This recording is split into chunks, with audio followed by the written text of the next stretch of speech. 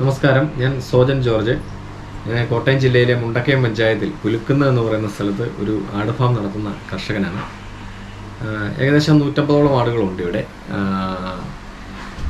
മലബാറി ഇനത്തിൽപ്പെട്ട ആടുകളെയാണ് നമ്മളിവിടെ വളർത്തുന്നത്. അതിൻ്റെ കുട്ടികളെ ഉൽപ്പാദിപ്പിച്ച് കുട്ടികളെ ബ്രീഡ് ചെയ്ത് കുട്ടികളെ ഫാം നടത്തുന്നവർക്കും കർഷകർക്കും ഗവൺമെൻറ് പ്രോജക്റ്റുകൾക്കും ഒക്കെ കൊടുക്കുക എന്നുള്ളതാണ് ഈ ഫാമിൻ്റെ ഉദ്ദേശം.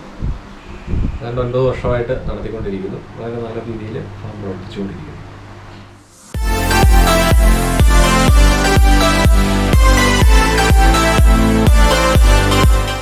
മലബാറിയാണ് വളർത്തുന്നത് ഇവിടെ. അത് മാത്രമേ ഉള്ളൂ.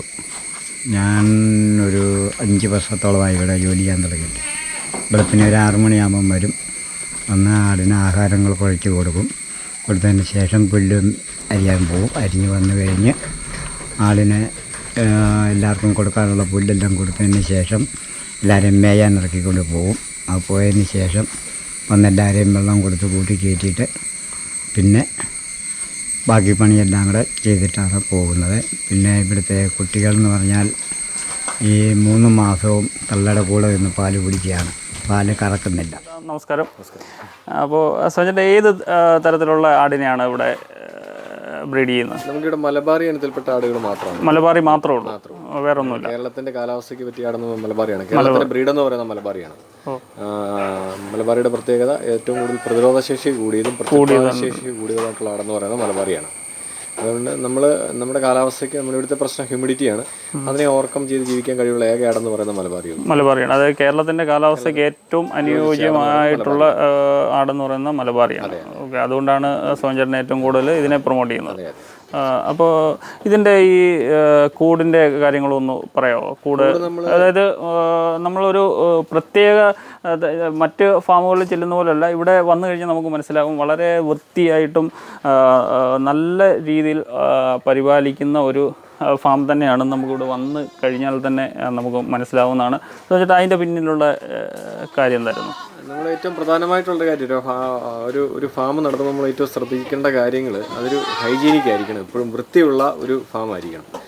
എങ്കിൽ മാത്രമേ ആടുകൾക്ക് നല്ല രീതിയിൽ അതുങ്ങളുടെ വളർച്ചയും മറ്റു കാര്യങ്ങളെ എല്ലാം ബാധിക്കുന്ന രീതിയിൽ നമുക്ക് മുന്നോട്ട് കൊണ്ടുപോകാനായിട്ട് പറ്റുകയുള്ളൂ.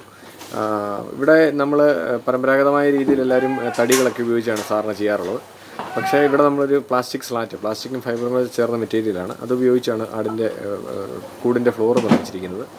തറനിരപ്പിൽ നിന്ന് 6 അടി ഉയരത്തിലാണ്. 6 അടി ഉയരത്തിൽ നമ്മൾ വെക്കുന്നത് എന്താണെന്ന് വെച്ച് ഈ കാഷ്ടവും മൂത്രവും ഒക്കെ താഴേക്ക് ചെന്നിട്ട് അതിൽ നിന്ന് അമോണിയമാണ് ഉൽപ്പാദിപ്പിക്കപ്പെടുന്നത്. അത് ഉണ്ടാകാതെ ആടിന് പല അസുഖങ്ങൾ വരാൻ കാരണമാകും. അതുണ്ടാകാതിരിക്കുന്നതിന് വേണ്ടിയാണ് നമ്മൾ ഈ ഇങ്ങനെ എത്ര ഹൈറ്റിൽ ചെയ്യുന്നത്. അതുപോലെ വായുസഞ്ചാരം നല്ല രീതിയിൽ കയറി ഇറങ്ങിപ്പോകണം കൂടുകളിൽ കൂടെ. അത് അങ്ങനെ കൃത്യമായിട്ട് ചെയ്തിട്ടുണ്ട്.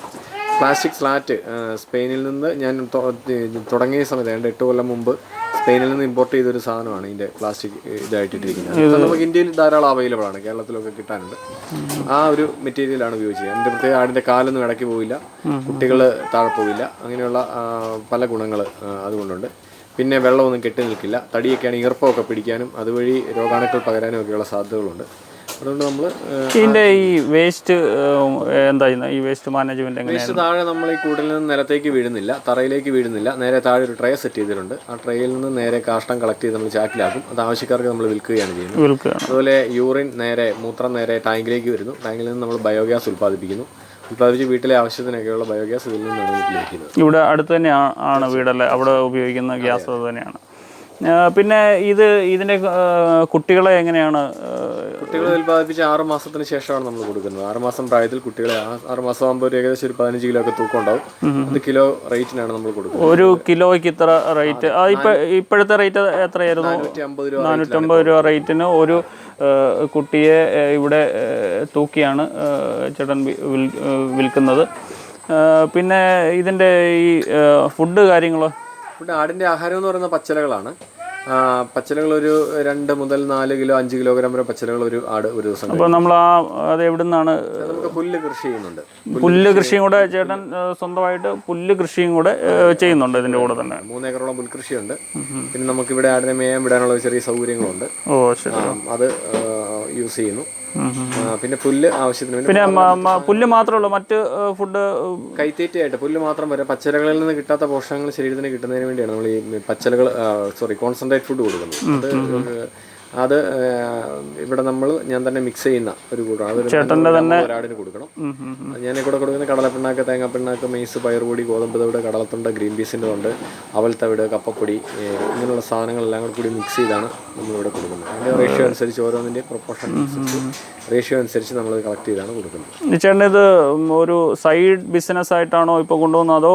ഇതൊരു മെയിൻ ആയിട്ടുള്ള ഒരു സൈഡ് ബിസിനസ് ആയിട്ട് ഞാൻ തുടങ്ങിയതാണ്. സൈഡായിട്ട് തുടങ്ങിയതാണ്. ഫാമിംഗ് ഒക്കെ ഇഷ്ടമുള്ള മേഖലയായിരുന്നു പണ്ടുതൊട്ടേ. അതിൻ്റെ ശരിക്കും എന്തായിരുന്നു ജോലി? എന്തായിരുന്നു? എൻ്റെ മ്യൂസിഷ്യൻ ആയിരുന്നു, എൻ്റെ കീബോർഡ് പ്ലെയർ ആയിരുന്നു. ഓ ശരി. അത് അതിൻ്റെ കൂടെ സൈഡായിട്ട് തുടങ്ങിയതാണ്. പക്ഷേ ഇത് മെയിനായി മാറി ഇപ്പോൾ അത് ചേട്ടൻ്റെ ഉപജീവന മാർഗമായിട്ട് ചേട്ടങ്ങ. പിന്നെ ഇത് ഈ ആടിൻ്റെ അല്ലാതെ വേറെ എന്താണ്? വേറെ അധികമൊന്നുമില്ല. കോഴികൾ കുറച്ചുണ്ട്, മുയൽ. അപ്പോൾ ഇത് അല്ല, ഇത് ഇപ്പോൾ ഈ ലോക്ക്ഡൗൺ സമയം വന്നു, ഈ കോവിഡ് പ്രശ്നമൊക്കെ ചേട്ടനെ ബാധിച്ചിട്ടുണ്ടോ? അതോ ഈ കോവിഡിൻ്റെ ഈ രണ്ടാം ഘട്ടം വന്നതിന് ശേഷം ഒരു ചെറിയ രീതിയിലുള്ള ബാധ ഉണ്ടായിട്ടുണ്ട്. എന്തായിരുന്നു? ഒന്ന് തീറ്റയുടെ വില ക്രമാതീതമായിട്ട് കൂടി. തീറ്റയുടെ വില വർധനവ്, അതുപോലെ സെയിൽ വളരെ കുറവ് വരുന്നുണ്ട്. കുഞ്ഞുങ്ങളെ പുറത്തോട്ട് പോകുന്നില്ല. പുറത്തോട്ട് പോകാനുള്ളൊരു സെയിലിൻ്റെ കുറവൊക്കെ ഈ സമയങ്ങളിലുണ്ട്. പിന്നെ ഈ ആടിൻ്റെ പാല് കൊടുക്കുന്നുണ്ടോ വെളിയിൽ?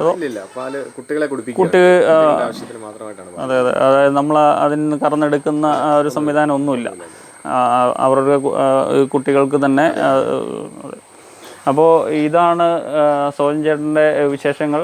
അപ്പോൾ നമുക്ക് കൂടുതൽ ഈ വേസ്റ്റ് മാനേജ്മെൻറ്റും തീറ്റയുടെ കാര്യങ്ങളിലൊക്കെ കൂടുതൽ നമുക്ക് ഒന്ന് കണ്ടിട്ട് വരാം. ഇതാണ് ഗോഡ്സ് വില്ല ഫാമിലെ വേസ്റ്റ് മാനേജ്മെൻറ്റ് സിസ്റ്റം. ഇത് ഉപയോഗശൂന്യമായിട്ടുള്ള 2 വലിയ ഫ്ലെക്സുകൾ ഉപയോഗിച്ച് 2 വലിയ ചെരിഞ്ഞ പ്രതലം ഉണ്ടാക്കി താഴെ ഒരു പൈപ്പ് കൊണ്ടുള്ള പാത്തി വെച്ചിട്ട് ആ പാത്തിയിലേക്ക് ഇവിടുന്ന് വീഴുന്ന മൂത്രവും കാഷ്ടവും താഴേക്ക് വന്ന് വീഴും. ഇവിടുന്ന് കാഷ്ടം ഇവർ തന്നെ ആളുകൾ തന്നെ എടുത്തു മാറ്റും. ബാക്കി വരുന്ന മൂത്രം വരുന്നത് ഇവിടെ ഒരു ടാങ്ക് സ്ഥാപിച്ചിട്ടുണ്ട്. ഈ ടാങ്കിലേക്ക് വന്ന് വീഴുകയും ഇവിടെ നിന്ന് ഇവരൊരു പൈപ്പ് വഴി ബയോഗ്യാസ് പ്ലാന്റിലേക്ക് മാറ്റി ഇവർക്ക് ആവശ്യമുള്ള ഗ്യാസ് ഉൽപ്പാദിപ്പിക്കുകയും ചെയ്യും.